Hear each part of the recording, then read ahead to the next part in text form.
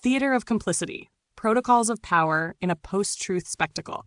In the spectacle of the modern West, the most damning truth is not hidden. It is framed, aestheticized, debated, and diffused. The protocols of institutional power have adapted not by denying atrocity, but by managing its visibility. The media does not prevent access to information. It orchestrates its meaning. This is the logic of post-truth, not the absence of fact, but the saturation of narrative. In a system where every revelation becomes content and every dissent becomes genre, power no longer fears exposure. It thrives on it. 1. The protocols of institutional power. Modern institutions do not operate through direct censorship, but through curated permission. The spectacle of transparency is tightly scripted. Confessions are allowed, provided they reinforce the moral legitimacy of the system itself. When a government, a museum, or a corporation admits to historical wrongdoing, it is not an act of reckoning. It is a PR mechanism of moral laundering. This is what might be called curated guilt, the selective display of culpability in forms that do not disrupt, but instead reinforce the institution's centrality. Museums admit colonial violence by exhibiting it. Universities hold conferences on decoloniality while retaining the same hiring practices. Tech platforms invite critique, then algorithmically silence it. Power remains intact, not despite its admissions, but because of how it stages them. 2. Media circuses and the management of meaning. The scandal is not a failure of the system. It is its performance.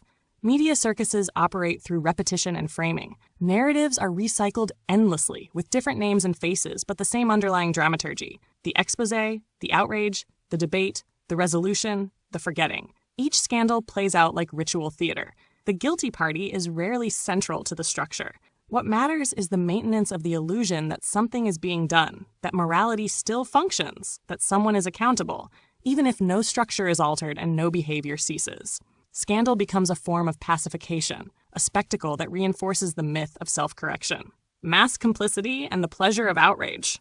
What enables this regime of managed exposure is not just institutional control, but public appetite.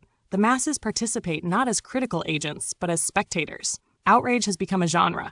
The daily scroll through anger, mockery, and fleeting solidarity is not radical. It is anesthetic. The user does not act. The user performs.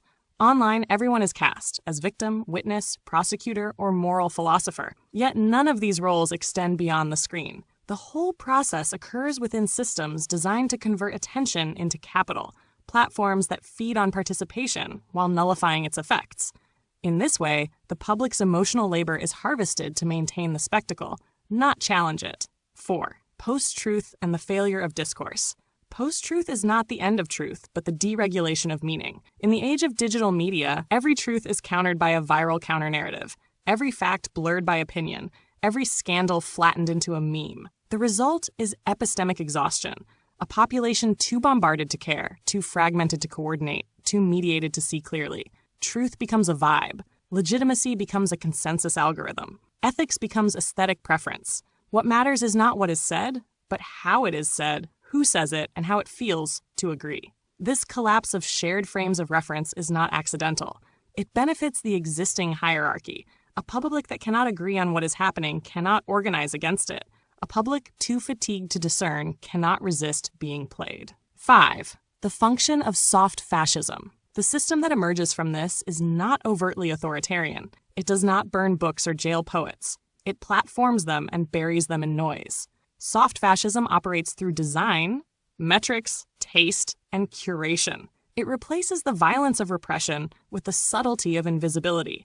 It selects who is visible, how they are seen, and in what context their words are interpreted. This is far more effective than censorship. It ensures that only the correct types of radicalism, branded, aesthetic, marketable, are amplified. In this way, the system appears open while remaining closed. It permits dissent, but only in forms that do not threaten.